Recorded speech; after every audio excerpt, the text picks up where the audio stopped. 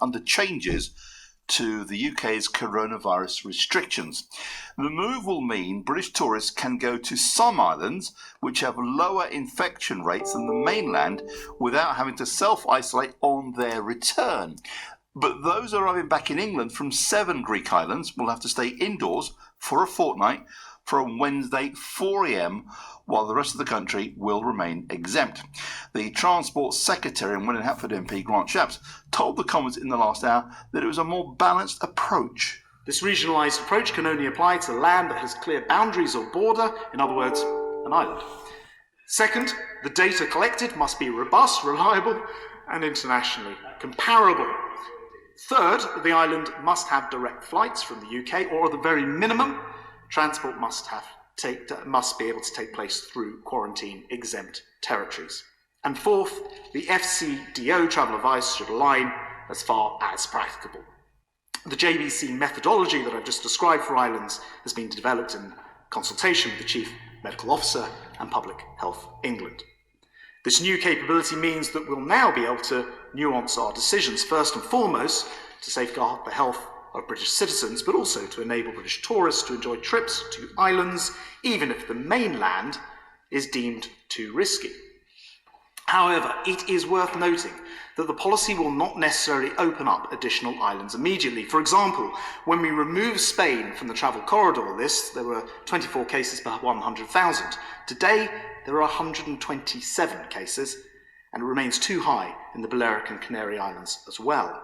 On the other hand, Greece remains within our travel corridor programme, but our new analysis shows that some of the islands are well outside of the parameters. Indeed, despite overall Greek infection levels being lower than ours, Scotland has already felt compelled to add the entirety of Greece, including the mainland, to the quarantine.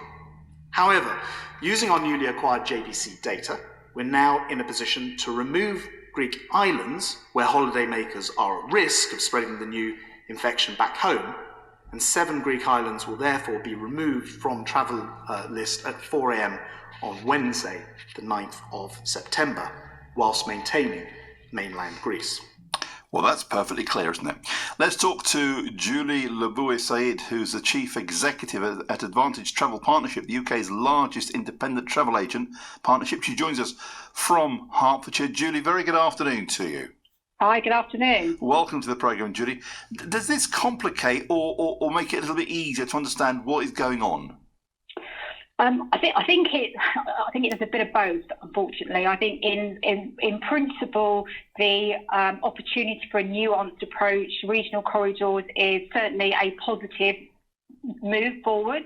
Enables countries that have a lower infection rate in some of the islands, in particular, for travellers to be able to travel there without risk of quarantine.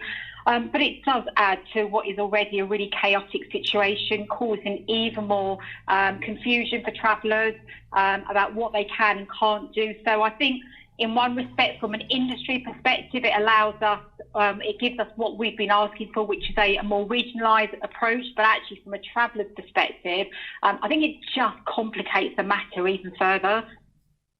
I've heard him. We heard it. We took that speech, that statement live. I've heard it twice since, Julie, and I have to confess, I still don't understand, because it's so. Maybe it's just me, but it's so confusing. And you may have, there are 7 islands where they have to, if they arrive after 4 a.m. on Wednesday, they'll have to quarantine for 14 days. And these are people who might just have arrived on Saturday to those islands. Oh, it's crazy, isn't it? No, absolutely right. And in fact, I did the same thing. So I reread it, re-listened to it, read what was being reported to make sure I completely understood it. But you're right, if you take Greece, Greece up until, right now has no quarantine. You have a travel corridor in place.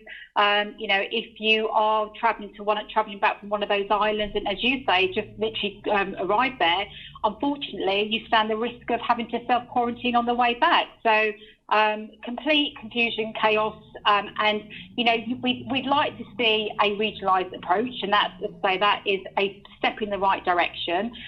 It certainly doesn't save the travel industry. It doesn't really bring us any further forward with the number of job losses that already happened. But we need, I certainly believe that we need to live with the virus. We can't shut off an industry completely forever. We need to find an approach that does work. We need to allow travellers to travel, businesses to continue operating. So a regionalised, nuanced approach is a step in the right direction. But coupled with testing, we need to have a really testing regime like we've seen in other countries. Is there a country that we're flying to at the moment, Julie, that's doing much better than we are in terms of testing and getting their tourists and their business people travelling to and from other countries? Yeah, you're seeing that. I think there's no silver bullet. There isn't a magic wand. Given we are dealing with an unpredictable virus. But if you look at Germany, if you look at Netherlands, they both introduced testing, both introduced regionalised corridors or quarantine, on the mainland destinations, and that's in place. And you are seeing that supporting travellers' ability to be able to travel without any confusion.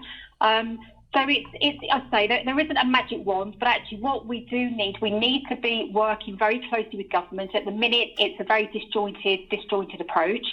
We need to be working closely with them to understand actually what are the measures that can ensure an industry can continue operating that hasn't operated really for 6 months with no income and obviously is on its knees at the moment.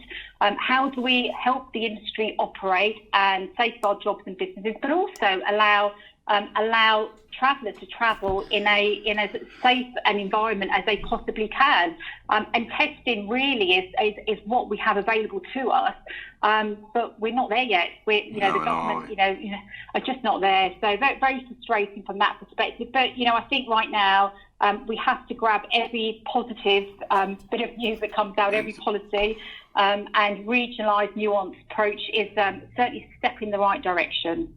And Julie, how busy normally would this time of year been? Because the children have gone back to school. Some people don't have children. Some people's children have grown up. Some people's children are going to university. Hurrah! So they might be thinking, do you know what? This is a good time of year, September, October, to sneak off somewhere for a week. But you're thinking, hang on, where do I go that I don't get quarantined when I get back?